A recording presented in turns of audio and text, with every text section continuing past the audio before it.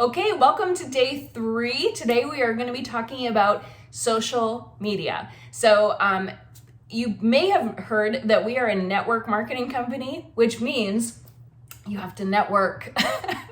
We are social sellers. That's another way of saying it, which means you need to be social and you need to be out there. You need to be communicating with people back and forth. Okay, so a few tips that I have for you as far as social media goes. The first thing is that you need to understand that you are Scentsy, right?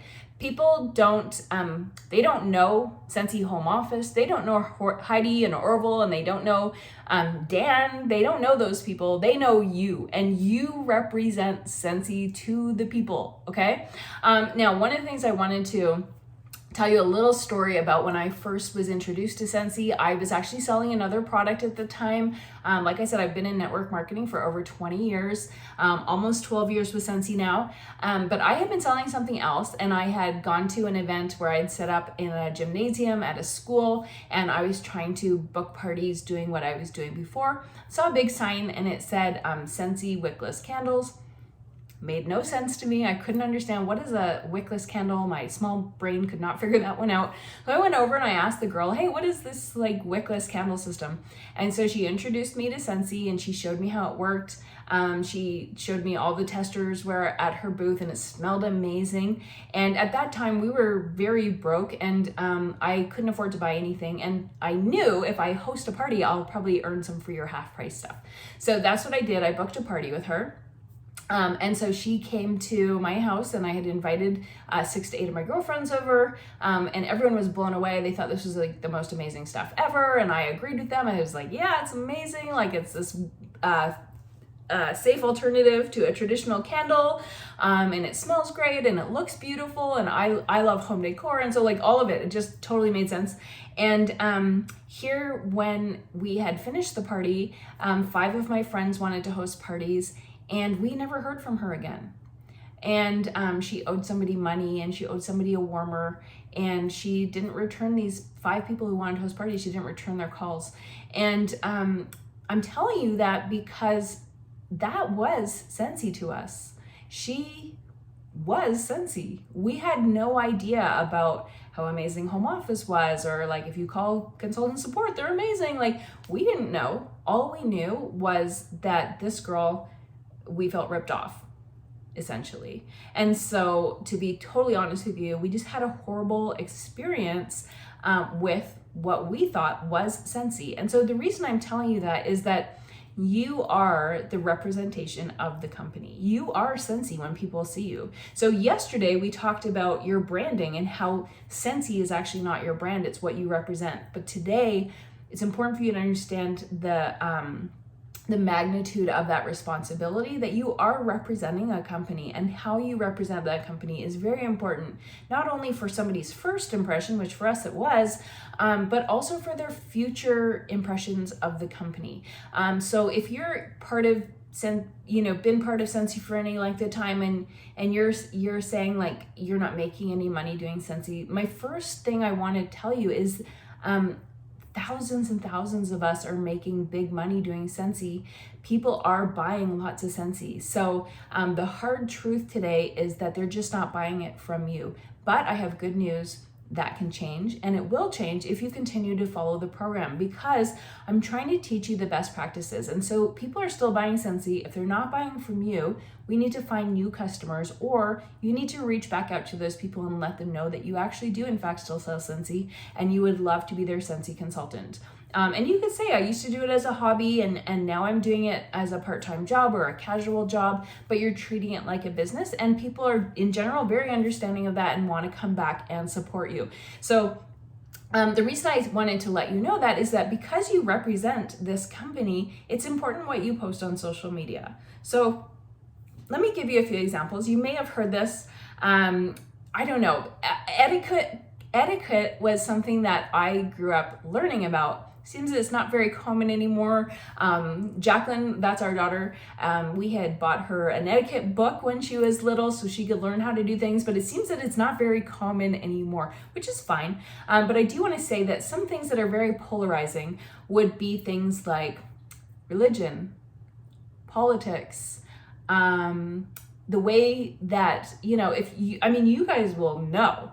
You guys read the news or watch the news or see things going on. You can tell what is a polarizing topic, okay? Now, I'm not saying that you cannot have your opinion about something. Of course I am not saying that, okay? I have my opinions about all kinds of things. What I'm saying is that social media is not always not ever, it's never the right place to post that if you are trying to run a business and you're trying to gain credibility with your brand.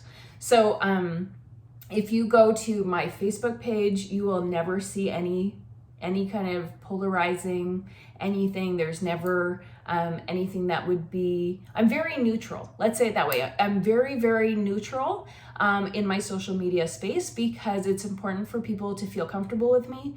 It's important when people are looking to maybe buy Scentsy from me, if they're shopping around to a few consultants, they're going to go to different Facebook pages, or they're going to go to different Instagrams, and they're going to go to different websites, and they're going to read stories, and they're going to look at your top 3 or 5 posts that you've recently done, and they're going to gauge how much they know, like, and trust you based on that information. And so I personally, I don't swear. I don't think it's appropriate for a business. I'm not saying that if you swear that you can't do that anymore. I'm just saying that you're drawing a certain clientele who is similar to you, which is great. That's what we're looking for, right? You want people who are like you. But what I am saying is that you don't want to post anything that's going to push people really far away, not only from you, but again, from Scentsy, because you are representing a bigger company than just yourself when you signed up for this. Now, if you are struggling with this information or you're kind of getting your back up a little bit, hear me out. One of the things that you could opt to do is you could have a personal Facebook and a business page, or you could have a personal Instagram account where you air your grievances, and then you have a business account. Okay, so you can certainly have both, but I just want to give you some food for thought because I'm trying to reset your mind frame from treating your business like a hobby to now treating it like a business. Okay, so it's really important that you look. You could look up your top 5 retailers that you spend money at, and you can look at how they treat their business like a business and really start thinking about it in those terms. Of course you want to be personal. Of course you want to still show yourself, okay? And I'm not talking about that at all. I'm not saying hide behind pictures of products ever. You will never hear me say that. But what I am saying is be mindful. That's all I'm asking, is that you be mindful of the things that you post and make sure that you're just being as neutral as you possibly can. Okay. Now, something else to know about social media is that Facebook is called Facebook. Okay. They want to show your face. So this is not a place for you just to post images from flyers or pictures of something from your catalog. It's not meant to be a virtual catalog. Otherwise it would have been called virtual catalog. Okay. Instagram, the whole concept behind Instagram is that you take a picture instantly and you post it. So in order to do that, if I was selling water, okay, I could show my water, okay? Because this is what I'm doing right now.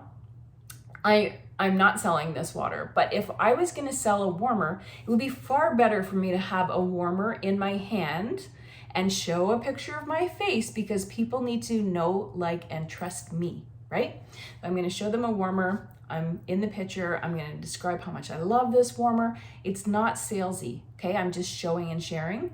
A lot of times people get on there and they just post images of flyers. Well, what do you think is gonna sell better? A picture of me holding a warmer or somebody who has a flyer of a warmer? Of course it's gonna be the person behind the warmer, right? They wanna get to know who you are. So I'm gonna challenge you today. Your little homework for today is I want you to go through and I want you to clean up and refresh your social media presence, okay? So whether you're on TikTok, Instagram, Facebook, whatever, wherever you are, I want you to go on there, make sure that it matches your new branding that you came up with yesterday. If you've decided to use a preset, that's awesome. You can Google how to use presets. They are absolutely not required. Don't feel that you have to use presets. If we're on day 3, I don't want you to get hung up today on going, I don't know how to use presets. Don't do it. Okay, I'm giving you permission to not use presets. You do not have to have them. I'm just trying to teach you some easy ways to grow your branding, to grow your business, to get people to know, like, and trust you, and to notice you, right? So if you're feeling in the back of your mind that you're getting caught up on this, don't. I want you to come back tomorrow. I want you to have your feed cleaned up, or if you felt that it would be best for you to start a separate page or a separate account on Instagram for your business, that's awesome. Whatever works best for you.